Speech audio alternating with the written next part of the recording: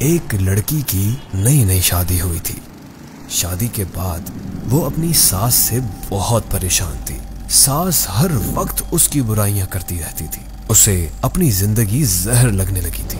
آخرکار اس نے یہ فیصلہ کیا کہ اب وہ مزید اپنی ساس کا یہ رویہ نہیں برداشت کرے گی۔ چنانچہ وہ ایک حکیم صاحب کے پاس گئی اور انہیں سارا ماجرا بتایا اور ان سے کہا کہ وہ اس کو تھوڑا سا زہر دے دے تاکہ اس کا مسئلہ ہمیشہ ہمیشہ کے لیے ختم ہو جائے۔ حکیم صاحب نے تھوڑی دیر کے لیے کچھ سوچا اور پھر کہا، اس مسئلے کو حل کرنے میں تمہاری مدد کروں گا، لیکن تمہیں میری ایک شرط ماننا پڑے گی۔ جیسا میں تمہیں کہوں گا تمہیں ویسے ہی کرنا ہوگا۔ وہ اس بات پر راضی ہو گئی۔ انہوں نے اس لڑکی سے کہا کہ تم اپنی ساس کو مارنے کے لیے فوری زہر استعمال نہیں کر سکتی۔ اس طرح لوگ تم پر شک کریں گے۔ میں تمہیں یہ جڑی بوٹیاں دے رہا ہوں، یہ آہستہ آہستہ اس کے جسم پہ اثر کریں گی۔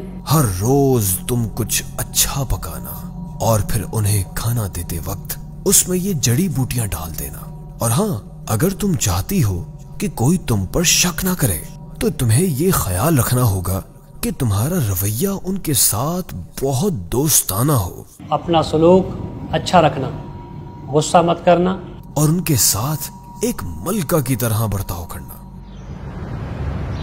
ہفتے گزر گئے اور پھر مہینے۔ وہ روزانہ کچھ اچھا پکا کر اپنی ساس کو خاص طور پر پیش کرتی تھی۔ اسے یاد تھا اپنی ساس کی خدمت کرنی ہے۔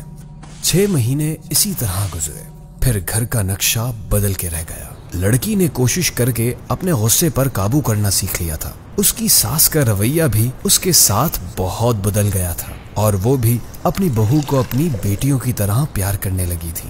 پھر ایک دن وہ دوبارہ حکیم صاحب کے پاس آئے اور ان سے کہنے لگی کہ آپ مجھے کوئی ایسا طریقہ بتائیں جس سے میں اپنی ساس کو اس زہر سے بچا سکوں جو میں نے انہیں دیا ہے۔ وہ بہت بدل گئی ہیں اور میں نہیں چاہتی کہ وہ اس زہر کی وجہ سے مر جائیں۔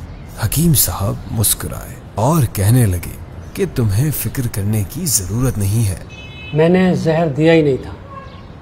اصل میں وہ جڑی بوٹیاں تھیں جو وٹامن کی تھیں، تاکہ ان کی صحت بہتر ہو جائے۔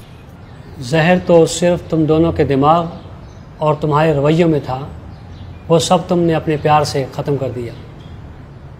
یاد رکھیے، ہمارا رویہ، ہمارے الفاظ اور ہمارا لہجہ یہ فیصلہ کرتا ہے کہ دوسرے ہمارے ساتھ کیا رویہ اپناتے ہیں۔